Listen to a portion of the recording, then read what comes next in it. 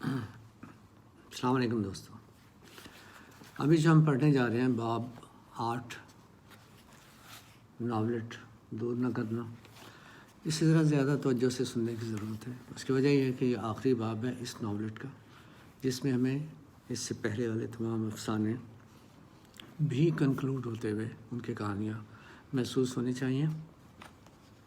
یعنی ایک طرح سے یہ ناولٹ گزشتہ کہانیوں کی اساس کو کنکلوڈ بھی کر رہا ہے اپنی شکل میں، اور یہ اب خود بھی ایک افسانہ بن جائے گا آخر میں۔ تو اس لحاظ سے یہ زیادہ قابل توجہ ہے، ٹیکنیکلی اسپیشلی۔ اس کا نام ہے منزل، باب 8واں، منزل افسانہ۔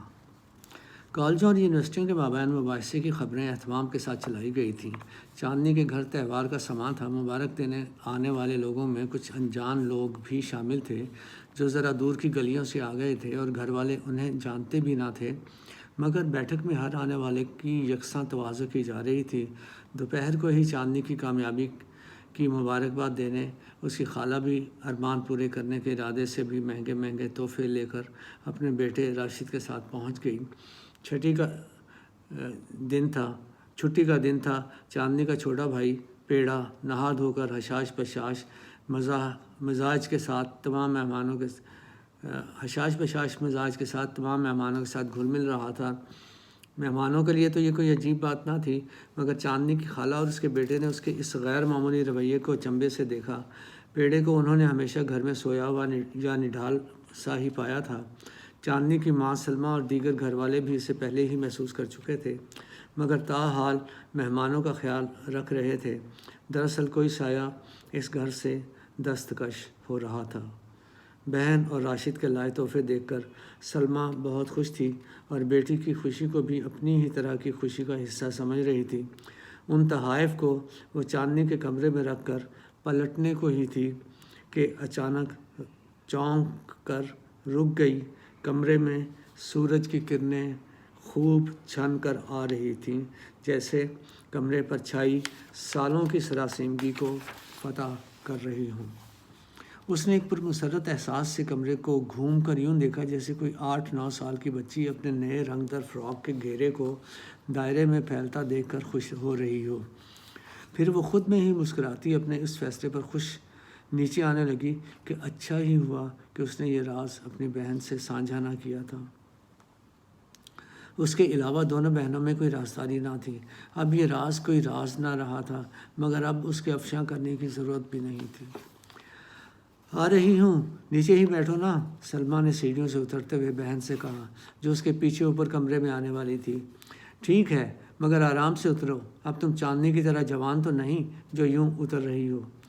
مگر آج ایسا ہی لگ رہا ہے۔ سلمیٰ نے نیچے اترتے ہی بہن کو گلے لگا لیا۔ اسے جیسے یقین ہو گیا کہ سلمیٰ اب اس کی سمدن بننے کو بالکل رضامند ہو چکی ہے۔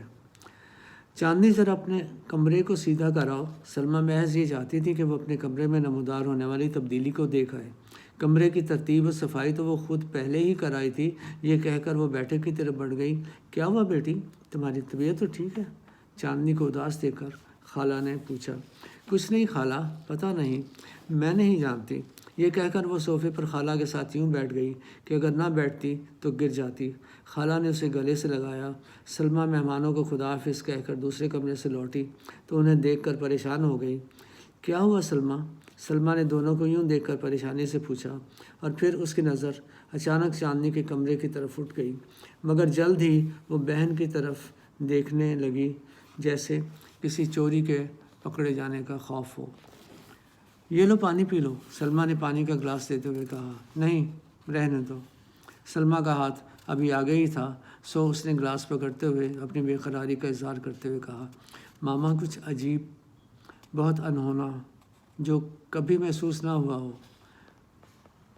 پتہ نہیں، ابھی آتی ہوں۔ وہ یہ کہہ کر پانی کا گلاس پکڑے اوپر اپنے کمرے کی طرف چلی گئی۔ راشد بیٹھک سے اندر آیا تو اس نے ماں والے کمرے اور پھر باورچی خانے میں دیکھا۔ ماں سمجھ گئی اور اس کی آنکھوں کی تلاش کو اپنی آنکھوں کے اشارے سے بتا دیا کہ وہ اوپر ہے۔ ارے کیا ہوا؟ راشد نے افسوس سے حیران ہوتے ہوئے کہا اور اس کے قریب بستر پر بیٹھ گیا۔ وہ گھٹنوں پر بازوؤں میں سر گرائے رو رہی تھی، سسک رہی تھی۔ کیا؟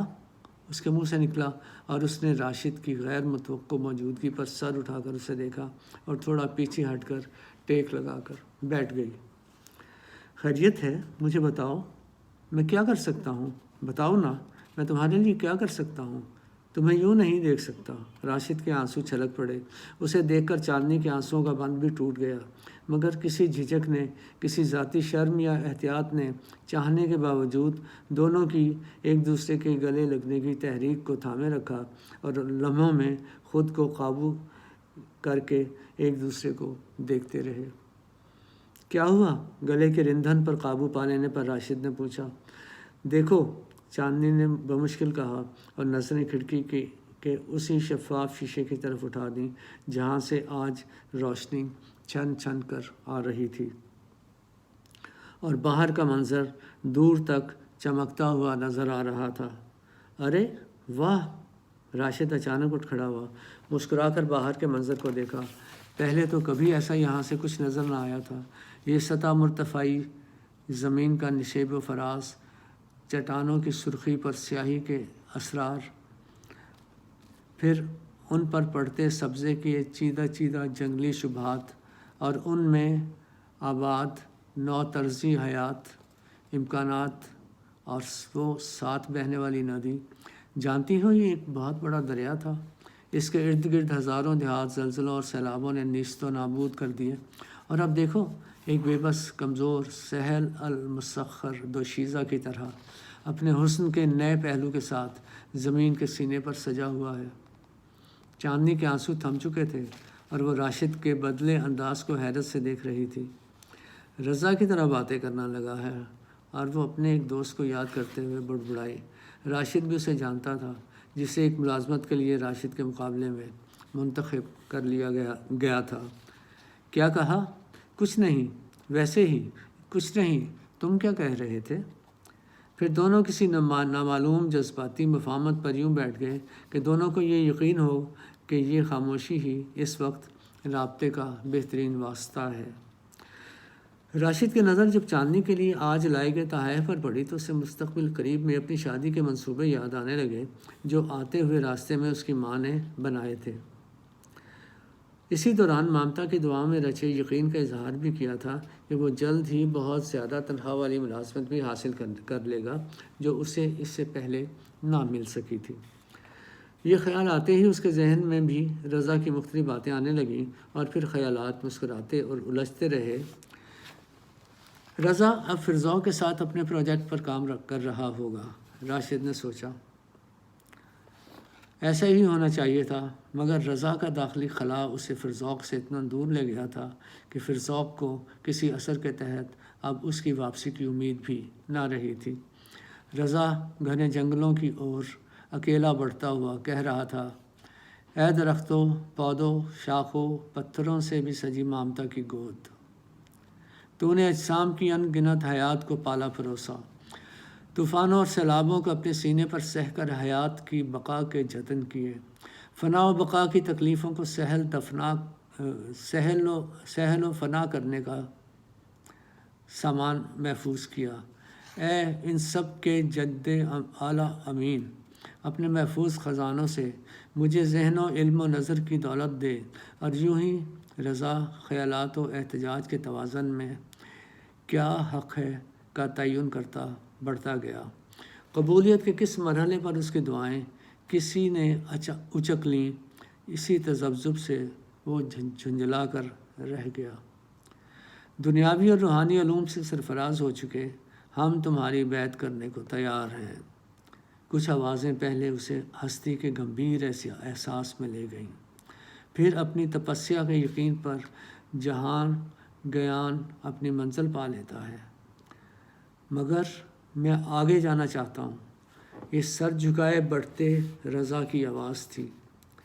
ایک علم رہ گیا ہے، اوپر دیکھو، سر اٹھا کر میں نے کوئی علم نہیں سیکھا، کاملیت سے عاری رہو گے، ہم بیعت ہوں گے، اگر کامل ہو گئے تو۔ رضا کو جیسے جھٹکا لگا، جھٹ سے اس نے اوپر دیکھا۔ فسونکاروں کی جماعت بازو پھیلائے منتظر تھی۔ علم و گیاں کا سفر جاری رہا۔ پھر ذوق سے الگ رہ کر رضا اس محبت کو پا چکا تھا جو تمام شیطانی قوتوں کو بھی تسخیر کر لیا کرتی ہے۔ نہ جانے خاموشی کے کس تعطل میں کن خیالوں نے چاندنی اور رضا کو پھر سے جوڑ دیا تھا۔ تم رو کیوں رہی تھی؟ راشد کا موڈ پھر بدل چکا تھا۔ وہ دوبارہ اس کے قریب ہو کر بیٹھ گیا۔ بتاؤں؟ رہنے دو۔ اچھا بتاتی ہوں۔ راشد کے چہرے پر مایوسی دیکھ کر چاندنی کو دکھ ہوا تھا۔ مجھے نہیں پتا کہ میں کیوں رو رہی تھی، مگر یہ جو تم نے کھڑکی کے اتنے مناظر کو دیکھ کر محسوس کیا، میں نے ایسا کچھ محسوس نہیں کیا۔ تو بس مجھے یوں لگا کوئی سرمئی سکون تھا، کوہرے میں کسی پرحدت غلاف میں لپٹی ہوئی میں۔ وہ غلاف کھینچ لیا کسی نے، وہ سرمئی سکون اس روشن اجالے نے۔ چاندنی کی آواز رند گئی۔ چرا لیا اور مجھے پھینک دیا سیت ہواؤں میں جمی برف پر اکیلے۔ کیا بتاؤں؟ مجھے نہیں پتا راشد، میں نہیں جانتی۔ کچھ بھی تو نہیں ہوا، مگر یہ سچ جو مجھے لگتا ہے ہو گیا۔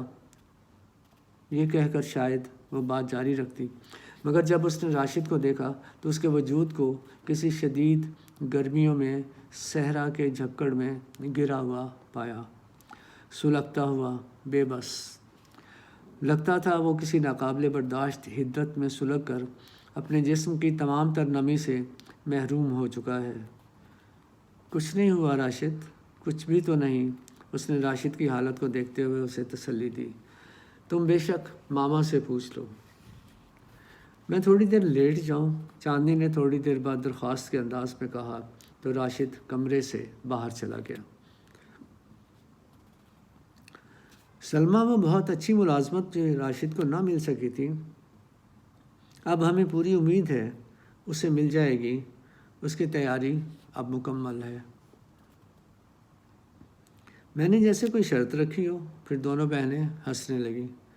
کیا دلیلیں دے دیں چاندنی نے کہ کوئی مقابلے میں جم ہی نہیں سکا؟ سچی بولوں، میں نے بھی اس سے پوچھا تھا۔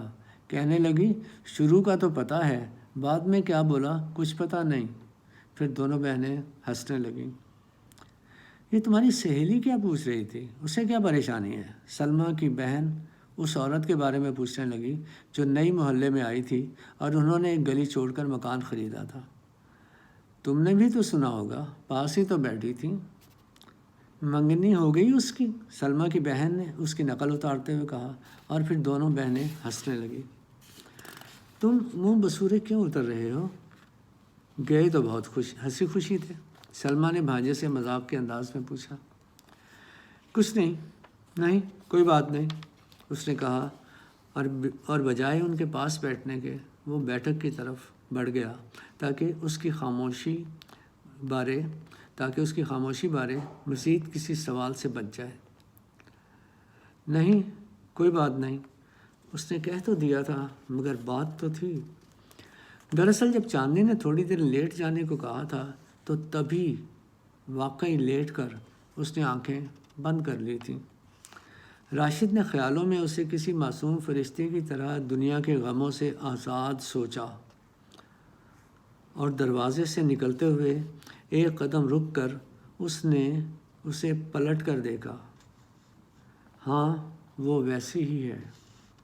خوشی کی لہر نے مسکراہٹ کے سمیٹے لبوں کو خوف سے لٹکا دیا تھا، اور اس کی آنکھیں کھلی کی کھلی رہ گئی تھیں۔ چاندنی کے چہرے پر خوفناک بدصورتی کا جھونکا آیا اور چلا گیا۔ چلا اس وقت گیا جب اس نے یہ سوچ کر پلک جھپکی تھی کہ خوف کو دوبارہ دیکھ کر یقین ہو جائے کہ سچ کیا ہے اور کیا وہم۔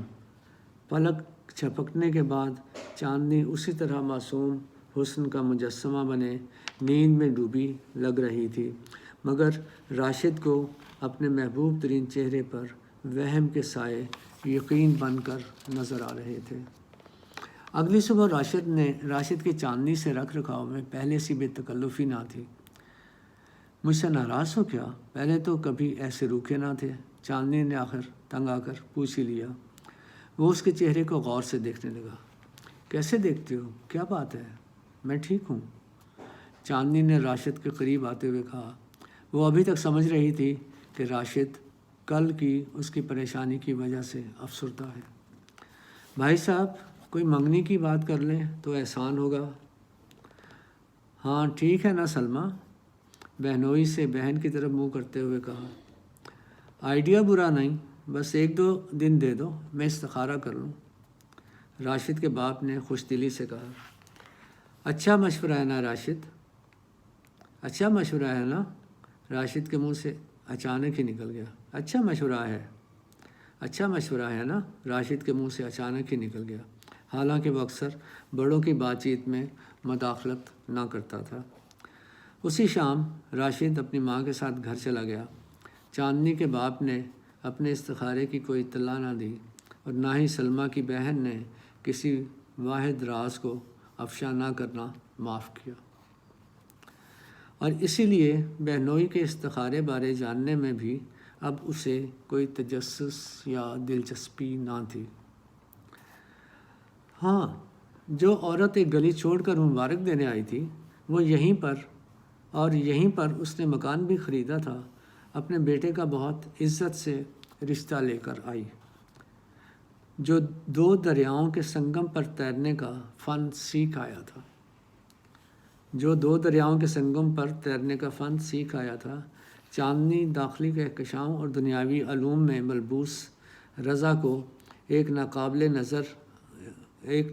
नज़रअंदाज रूप में देख रही थी। चांदनी दाखिली कहकशां और दुनियावी अलूम में मलबूस रज़ा को एक नाकाबिले नज़रअंदाज रूप में देख रही थी। तो यूँ दोस्तों, ये कहानी, ये नॉवलेट ख़त्म हो जाता है और ये इसका आखिरी चैप्टर था, जिसमें पूरी कहानी को समेटने की भी कोशिश की है। बहुत शुक्रिया। Thank you very much.